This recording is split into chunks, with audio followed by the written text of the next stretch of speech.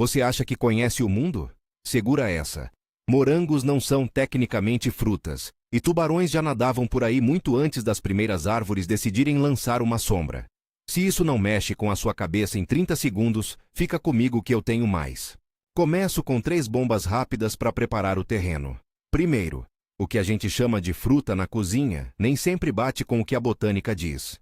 O morango, por exemplo, aquele vermelho com sementinhas por fora, não é uma fruta no sentido botânico clássico. As sementinhas que você vê são os verdadeiros frutos. Cada uma delas é um fruto seco minúsculo, e a parte carnuda e vermelha que a gente come é, na verdade, um receptáculo florido inchado.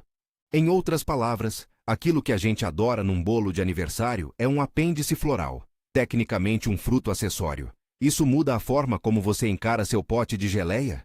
Vai por mim. A próxima vez que você morder um morango vai pensar, como é que eu tô comendo uma flor inchada? Segundo impacto, bananas são bagas. Sim, bagas. No mundo botânico, baga tem um critério específico, vem de um único ovário, tem polpa suculenta e várias sementes pequenas, ou quase invisíveis, no caso de bananas comerciais. Tomate, uva, berinjela e banana seguem essa regra. O morango, não. Isso vira assunto de bar. A cultura popular ensina uma coisa, a natureza dá outra aula. Terceiro choque. Os tubarões nadavam nos oceanos muito antes de existirem as primeiras árvores modernas. Estima-se que os ancestrais dos tubarões surgiram há mais de 400 milhões de anos. As árvores que você vê hoje têm parentes que apareceram bem depois nesse filme da vida. Resumindo, criar a imagem mental de criaturas predadoras flutuando pelos mares, enquanto o mundo ainda era uma outra página da história da Terra, muda sua escala temporal. Se você sempre pensou em tubarões como aquilo que existe desde sempre, bom, isso é quase literal, e é perturbadoramente fascinante ao mesmo tempo. Agora respira. Porque a ideia aqui não é só despejar fatos, é apontar como cada um deles recalibra a sua visão do cotidiano. Vamos começar devagar e ir afundando nos detalhes que fazem a gente questionar o que é óbvio. Falando em comida e botânica, o que a gente chama de gosto tem muito mais química do que poesia. O aroma de banana, por exemplo, é dominado por uma molécula chamada acetato de isoamila. Esse composto é tão associado ao cheiro de banana que a indústria de aromas o usa como base do aroma artificial de banana. Só que o cheiro de banana de desenho não é o mesmo que o da banana real porque a banana que dominava o mercado até meados do século XX, a Gros Michel, tinha um perfil de aroma diferente do da espécie Cavendish que consumimos hoje. Quando a Gros Michel foi praticamente dizimada por uma praga, a Cavendish assumiu o posto e nosso paladar, e por tabela, o aroma sintético que virou padrão, ficou meio deslocado. Resultado, o cheiro de banana que você conhece da bala e do sorvete é, na verdade, um fantasma de uma banana que era mais popular décadas atrás. Curioso, não? Isso muda como você encara sabores industrializados. Muitos aromas genéricos são artefatos históricos enlatados. E as laranjas verdes? Você já viu uma laranja que é praticamente igual a uma verde por fora, funcionando perfeitamente como laranja por dentro? Em regiões tropicais, as temperaturas quentes impedem que a clorofila, o pigmento verde, seja completamente quebrado na casca. Então, muitas vezes a laranja permanece verde mesmo madura. Não é que a fruta não amadureceu, é que a casca manteve pigmento. A nossa percepção de maduro Capantebus cor X é cultural e climática. Em alguns mercados, essa laranja verde por fora é olhada com desconfiança. Em outros, é só a laranja da estação. O mundo real adora quebrar nossas heurísticas. Outro detalhe delicioso. O mesmo composto que dá cheiro de banana atrai insetos e comunica coisas no reino vegetal e animal. Segundo estudos sobre comportamento de polinizadores e frugívoros, compostos voláteis como o acetato de isoamila atuam como sinais químicos. Abelhas, moscas e certos outros animais evoluíram para reconhecer esses aromas como indicações de alimento. Então, aquele cheirinho de fruta é, em parte, um bilhete perfumado deixado pela planta, dizendo, venha me visitar. A natureza monta cenários olfativos sofisticados para organizar quem visita quem. A eterna logística do ecossistema, acontecendo todo dia no seu mercado. Falando em moléculas que se espalham pelo mundo, o alho tem fama de ficar no hálito.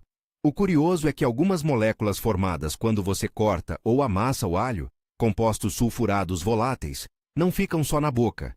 Eles são metabolizados e podem ser excretados através da pele. Ou seja, não é lenda que às vezes o cheiro viaja pelo corpo, é química. Isso não é motivo para tentar experimentos caseiros bizarros, e eu não estou sugerindo que você coloque alho no pé para ver se o cheiro some.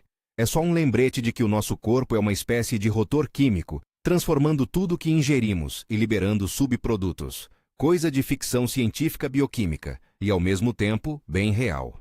E a uva passa de todas as frutas? Não. A uva passa é apenas uma uva desidratada, claro, mas o que muda é o perfil químico. À medida que a água vai embora, certos açúcares se concentram, outros compostos reagem, caramelização em microescala se quiser. E o resultado é um sabor e textura completamente novos. Transformações assim, fermentação, desidratação, maceração, são truques que culturas humanas descobriram para estender a vida útil e reinventar o sabor.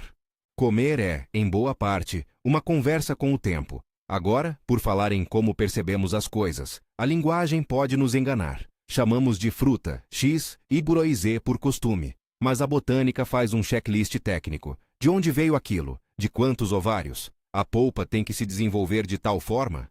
Quando você aprende que um morango é um receptáculo inflado e que a banana é uma baga, a imagem mental que você tinha da cesta de frutas muda. Isso é poderoso porque mostra que a nossa experiência do mundo é construível. Reclassificando, renomeando, a gente muda a realidade percebida, sem alterar a fruta em si. Antes que eu continue desmontando suas certezas sobre o que vai no seu prato, uma pausa curta. Se você gosta desse tipo de viagem por curiosidades que bagunçam a cabeça, curte o vídeo e se inscreve. Eu trago esse tipo de conteúdo com frequência. Agora bora seguir porque tem muita coisa boa vindo. Vamos para o corpo humano. E aqui o segredo é o mesmo. O que parece estático é, na verdade, um processo contínuo. Começo com algo que mexe com a vaidade.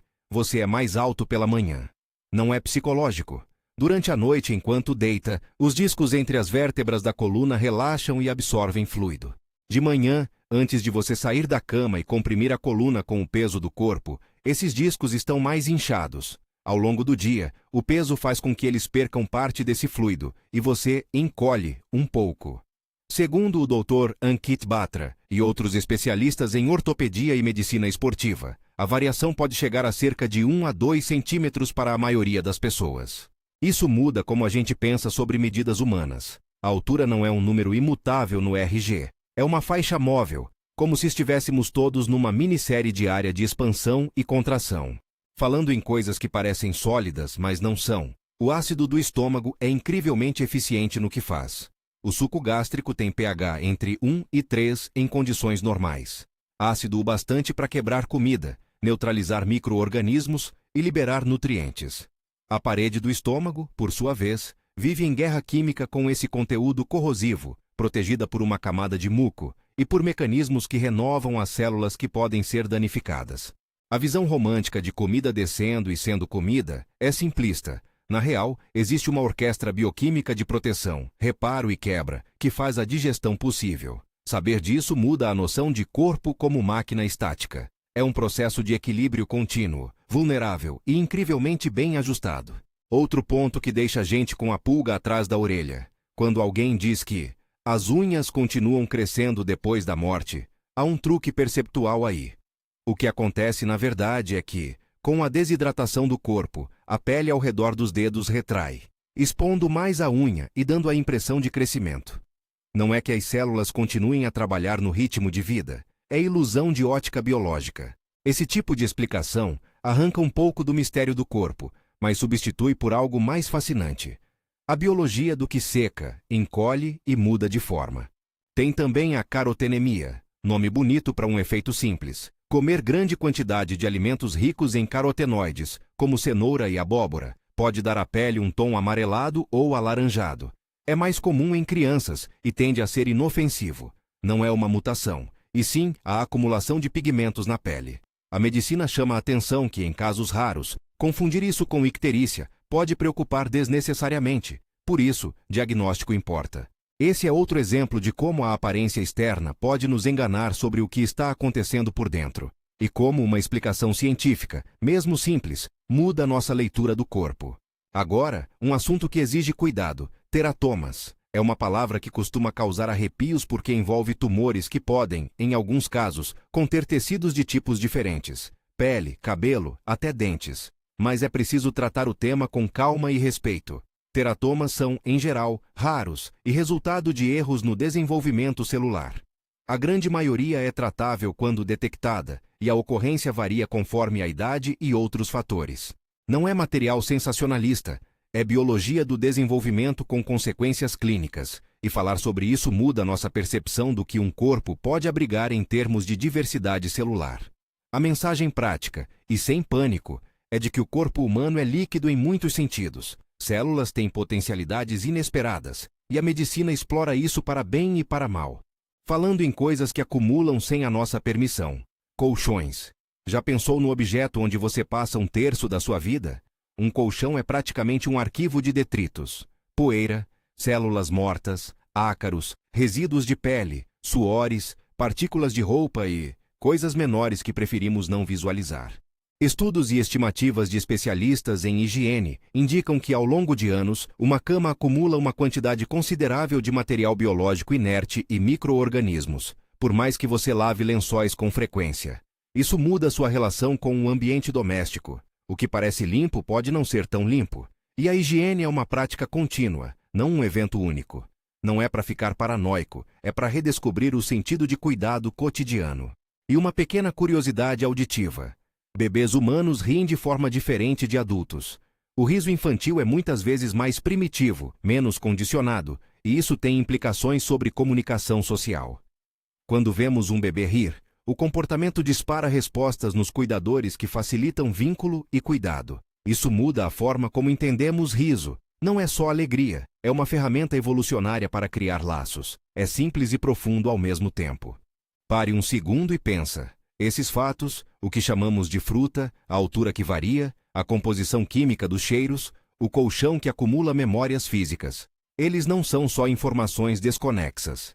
Eles são pequenos buracos em nossa narrativa cotidiana, que, uma vez abertos, deixam entrar luz. Luz que mostra que o mundo cotidiano é feito de camadas e procedimentos invisíveis, que nossas certezas são costumes com aparências de leis, que o que é óbvio muitas vezes é só uma convenção histórica. Agora imagine aplicar essa lógica a outros cantos, animais, paisagens, tempo geológico. Mas antes de eu te levar para lado nenhum além do espaço do corpo humano e da cozinha, deixa-lhe eu contar uma anedota que ilustra perfeitamente esse choque de perspectiva. Uma vez, um conhecido meu, daqueles que se acha conhecedor de frutas porque tem geladeira cheia, se gabou que sabia tudo sobre banana, porque já tinha feito um smoothie 3 vezes na semana. Eu, inevitavelmente, provoquei. Sabe de qual banana estamos falando? Ele riu e disse que banana é banana. Então soltei o caso da Gros Michel e do sabor sintético. A expressão dele mudou de autoconfiança para confusão num segundo. O ponto é esse. A maioria das coisas que comemos carrega histórias industriais, evolutivas e ecológicas que não cabem no rótulo do supermercado. Uma banana que foi moldada por pragas, por decisões de comércio e por tecnologia de conservação é diferente da banana ancestral.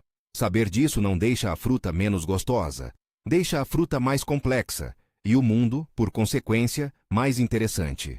Tem mais. Você já reparou que o simples ato de cortar grama, aquele cheiro inconfundível, não é nostalgia, é química. Quando a lâmina da tesoura ou do cortador fere a planta, ela libera uma mistura de compostos orgânicos voláteis. E esse cheiro de grama cortada é, na verdade, um sinal de alarme vegetal. É um SOS químico que atrai predadores de insetos herbívoros ou que avisa as plantas vizinhas do perigo, iniciando defesas. Ou seja, o aroma que você acha bucólico é, para a sua própria planta, um sinal de trauma. Essa pequena subversão de expectativa, beleza que é também alerta, muda a leitura poética do cotidiano. Natureza tem linguagem própria e ela costuma ser pragmática. E por falar em comunicação entre espécies, outra coisa que muda sua visão é perceber que muitas estratégias de sobrevivência são basicamente contratos químicos. Plantas que liberam compostos para atrair inimigos dos seus predadores, tipo, venham e comam os insetos que me devoram. Ou frutos que mudam cor para dizer, agora eu tô pronto, venham comer e disseminar minhas sementes.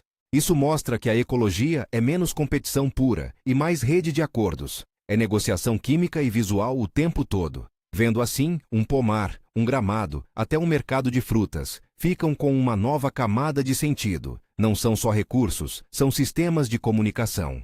Antes de eu pular para animais e geografia. E acredite, eu vou largar mais algumas pequenas joias sobre comida que parecem bobas, mas deslocam o paradigma. Chocolate era moeda. Nas civilizações meso-americanas, as amêndoas de cacau tinham valor comercial e eram até usadas como unidade de troca. Beber chocolate era ritual, e não sobremesa. Isso nos lembra que os alimentos não são só química e nutrição, são também símbolos sociais. A história do que comemos é a história do que valorizamos. E aqui vai um fechamento provisório para essa parte. Quando a gente começa a olhar comida, corpo e ambiente pelo microscópio da curiosidade, descobre que aquilo que parecia simples é uma rede. Cada cheiro, cada pigmento, cada variação de altura é uma história. E essas histórias reformulam a paisagem mental. Se já tem uma molécula chamada acetato de isoamila mexendo nos campos do comportamento animal, se as árvores têm parentes tão antigas quanto as páginas gastas da Terra, se nossos colchões guardam um arquivo da vida cotidiana, então o mundo, aos poucos, deixa de ser um pano de fundo previsível e vira um organismo cheio de camadas. Ainda quero te levar por animais com cérebros distribuídos, por plantas que convocam assassinos de insetos, por mapas que teimamos em não ver. E existe um ponto que conecta tudo isso, ciência, história, pequenas percepções domésticas, que é a escala, a distância entre o que achamos grande e o que realmente é grande, o que parece antigo e o que é mais antigo ainda. Vou te mostrar alguns exemplos que vão apertar esse botão de maravilha e desconcerto ao mesmo tempo. Só que antes de eu explodir de vez seu senso de familiaridade com o mundo animal, vou pegar fôlego e seguir pela próxima estrada de fatos que merecem mais que uma passada rápida. Certo, agora vamos para os animais. E já aviso, se você achava que cérebro era só algo dentro da cabeça, prepare-se para a revisão de conceito. O polvo é o exemplo perfeito de como a vida inventa soluções esquisitas e brilhantes. Esses bichos têm o cérebro central lá na cabeça, claro, mas também possuem aglomerados de neurônios em cada tentáculo. É como se cada braço tivesse autonomia suficiente para sentir, mover-se e até manipular objetos sem consultar o comandante-geral a todo instante. Ou seja, um polvo pode, literalmente, pensar com as mãos. Isso muda como enxergamos inteligência animal. Ela pode ser distribuída, paralela e altamente prática. Nada de hierarquia cerebral única como temos dentro do nosso crânio. E tem mais. Muitos moluscos e cefalópodes têm sangue azul. Não é efeito de novela, é química. Em vez de hemoglobina com ferro, eles usam hemocianina, que contém cobre e fica azul quando oxigenada. Além disso, polvos têm até 3 corações. 2 bombeiam sangue para as brânquias e 1 para o resto do corpo. Esse arranjo estranho é uma solução evolutiva para viver no mundo aquático com alta demanda por oxigênio, em partes diferentes do corpo. Saber disso remonta a uma ideia simples e radical. Coração e sangue não são conceitos universais tão fixos quanto a gente imagina. Diferentes caminhos, diferentes mecanismos. Falando em caminhos antigos, os tubarões que circulam hoje têm ancestrais que surgiram há centenas de milhões de anos. Estimativas apontam para mais de 400 milhões de anos para os primeiros peixes cartilaginosos surgir. As árvores modernas, como nós pensamos hoje, são um fenômeno bem mais recente no grande livro das eras. Isso coloca os tubarões como sobreviventes de uma história longa, uma linhagem que atravessou extinções em massa, mudanças de clima e rearranjos dos oceanos. Imaginar esse contraste, peixes que viram as primeiras planícies de coníferas se formar muito depois deles já existirem, empurra nossa noção de raiz temporal. E mostra que longevidade evolutiva não se mede em semelhança, mas em persistência. Agora imagina um pinguim que teria o dobro ou triplo da altura dos empolgados empoleiradores que a gente conhece nos polos. Sim, existiram pinguins gigantes. Estimativas fósseis indicam espécies pré-históricas que podiam ultrapassar 1,5 metro e pesar muito mais que os pinguins atuais. Isso desloca a imagem que temos de pinguim como algo sempre pequeno e adorável. A evolução já brincou com proporções que hoje nos parecem exageradas. Da mesma forma, algumas espécies de tubarões cresceram em escalas que fariam a gente pensar 2 vezes antes de nadar numa praia primordial. Elefantes também têm surpresas. O peso do marfim e dos dentes inclui histórias de crescimento contínuo e substituição ao longo da vida. Os dentes de muitos mamíferos, inclusive roedores e elefantes, têm padrões de desgaste e crescimento que contam a narrativa de como o animal viveu. Dieta, ambiente, condições climáticas. Saber que os instrumentos de alimentação de um animal carregam uma história é quase uma lição de paleontologia aplicada ao nosso quintal. E tem comportamento animal que desafia estereótipos. Girafas, por exemplo, precisam manter alta pressão sanguínea na cabeça para mandar sangue ao cérebro, através de um pescoço enorme. Isso exige um coração mais potente e válvulas nas veias para evitar refluxo quando abaixam a cabeça para beber. É um arranjo fisiológico que muda nossa visão romântica do pescoço alongado. Por trás da graça, existe engenharia circulatória complexa. De novo, a natureza compensa desafios estruturais com soluções que parecem extravagantes, mas são profundamente práticas. Falando de comunicação entre seres vivos, não dá para pular para as plantas sem mencionar o que tem sido chamado, com certo romantismo científico, de Wood Wide Web. Pesquisas indicam que as raízes das plantas se conectam via micorrizas, fungos que formam uma rede subterrânea, permitindo transferência de nutrientes, sinais e até ajuda entre árvores. Segundo estudos, árvores mais antigas podem emprestar carbono a plântulas em dificuldades, ou enviar sinais de alerta quando há pragas por perto. Não é que elas tenham intenção no sentido humano, mas a ecologia cria canais de cooperação que funcionam como redes de suporte. Isso quebra a visão simplória de floresta como um campo de competição constante. Há também mutualismos que sustentam comunidades inteiras. E já que estamos nas plantas, você sabia que o perfume da grama cortada é uma sirene molecular? Quando uma folha é ferida, ela libera compostos chamados de VOX, compostos orgânicos voláteis, que servem para duas coisas principais: avisar vizinhos e atrair inimigos dos herbívoros. É uma comunicação química que parece poética quando a percebemos como cheiro de verão, mas é estratégia de sobrevivência na prática. Isso vira um lembrete. Muitos dos sentimentos que atribuímos a paisagens, saudade, aconchego, nasceram do ponto de vista das plantas como reações a ferimentos e eventos. Nosso repertório sensorial está, muitas vezes, sintonizado com mensagens ecológicas que não entendemos por inteiro. Mudando o foco para geografia e história. E aqui o susto de perspectiva é espacial e também político. A linha que separa dois países nem sempre é a muralha imaginária que a gente carrega na cabeça. Pegue o Estreito de Bering, por exemplo. Entre a Rússia e os Demicicuneus existem duas ilhas chamadas Diomedes. Uma fica na Rússia e a outra nos Estados Unidos. E no seu ponto mais próximo, elas estão a poucos quilômetros de distância uma da outra. Isso significa que a distância entre dois governos com história tão diferente pode ser menor do que a que separa bairros em uma mesma cidade. A geografia, então, reduz conceitos grandiosos como mundo dividido a um detalhe. Às vezes, 3 ou 4 quilômetros de água. E não é só isso. O fuso horário entre essas ilhas chega a ser quase um dia inteiro de diferença. Uma curiosidade que deixa a noção de tempo e lugar bem bagunçada. A morfologia das montanhas também conta histórias globais. Pedras que hoje formam os Apalaches nos Swarthmore estiveram, há centenas de milhões de anos, grudadas em cadeias próximas a blocos que hoje compõem a Europa e a África. Ou seja, as montanhas que a gente vê são pedaços de um quebra-cabeça que foi espatifado quando os continentes se separaram. Pangeia não é apenas um nome bonito para um livro de biologia. É a lembrança de que a superfície da Terra teve um momento em que era uma única placa contínua. Quando você caminha por uma cordilheira antiga, está tocando memórias de colisões continentais que reorganizaram oceanos e climas. Isso muda a percepção de que fronteiras e cadeias são fixas. Na verdade, são cicatrizes de eventos titânicos. Na esfera humana, histórias pessoais também viram fatos que rearranjam a visão do mundano. Por exemplo, Gary Kremen, que fundou um dos primeiros sites de relacionamento online, teve a ideia num momento em que a internet ainda cheirava a novidade. O que começou como possibilidade técnica se transformou numa plataforma que reorganizou hábitos sociais, encontros e até expectativas de gênero e namoro. A invenção de algo tão aparentemente simples, um site para conectar solteiros, demonstra como tecnologias pequenas podem alterar redes sociais inteiras e, portanto, a forma como vemos a própria modernidade.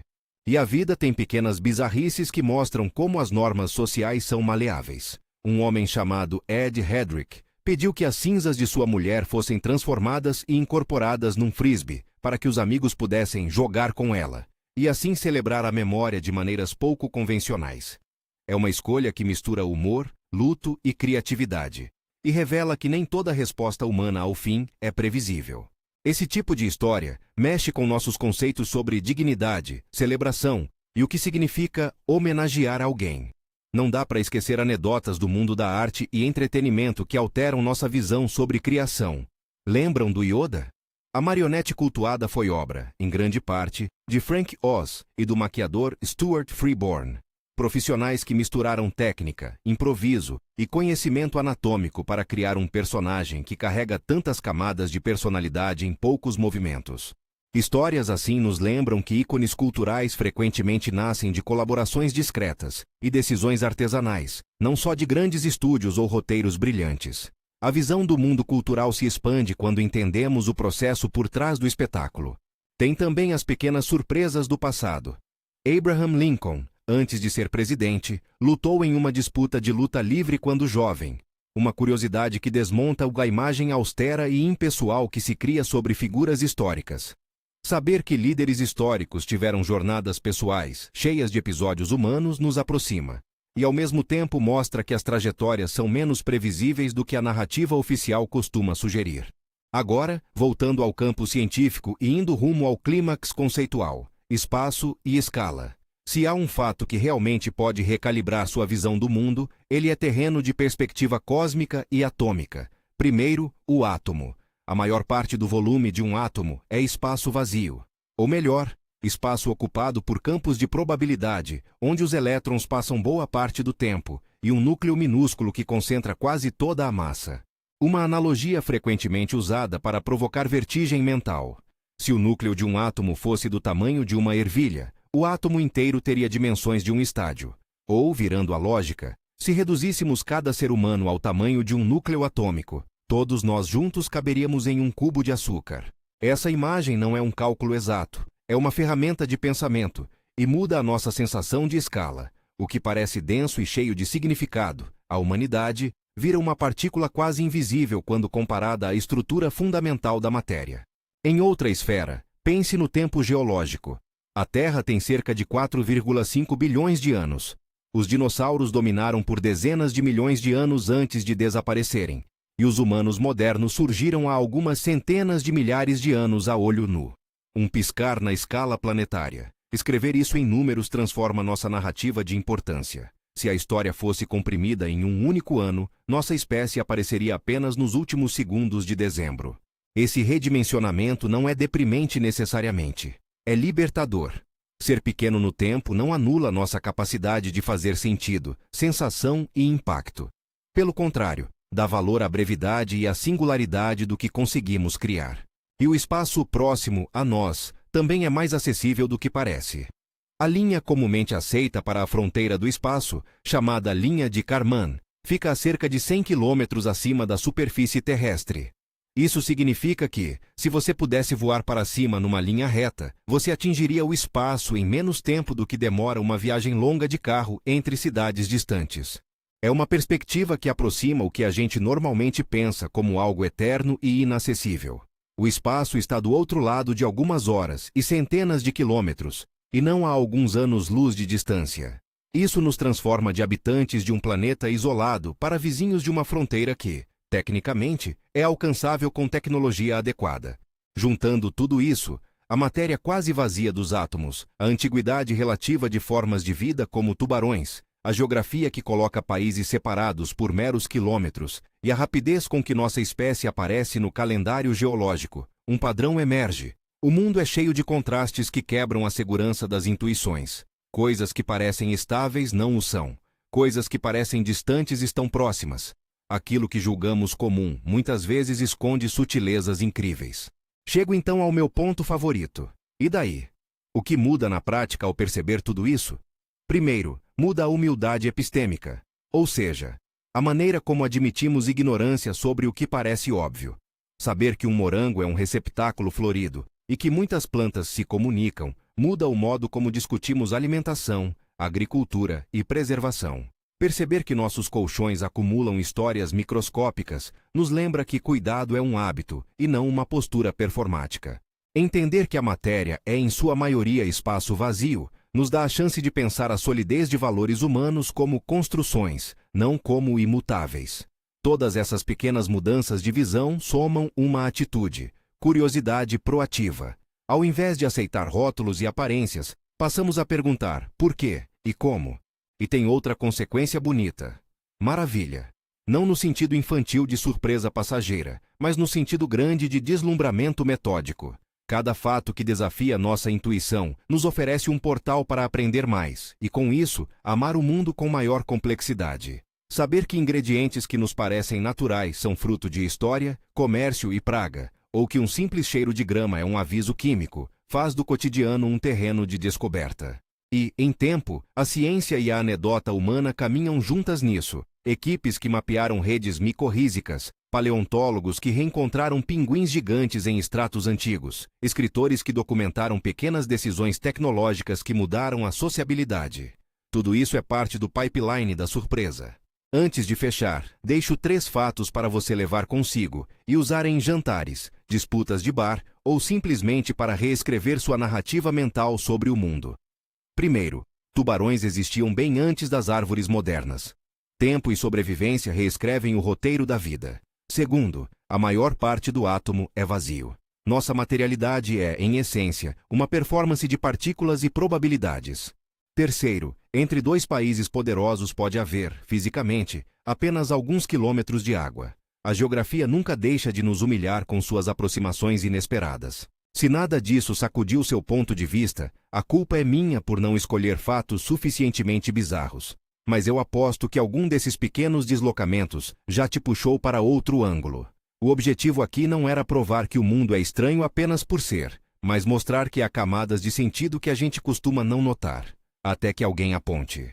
E a essa altura, você já tem mais ferramentas para olhar o cotidiano com olhos de curiosidade. A comida, o corpo, os animais, as plantas, as pedras e o céu. Tudo conversa, tudo desafia a visão comum. Diz pra mim, qual desses fatos mudou mais sua visão sobre o mundo? Comenta aí. Quero ver qual porta abriu na cabeça de vocês. Se curtiu essa viagem, já deixa o like e se inscreve para não perder os próximos capítulos de curiosidade. Até a próxima. E vai por mim. A próxima vez que você olhar uma fruta, um animal ou simplesmente o céu, tenta não aceitar a primeira impressão. O mundo gosta de ser surpreendido, nós também deveríamos.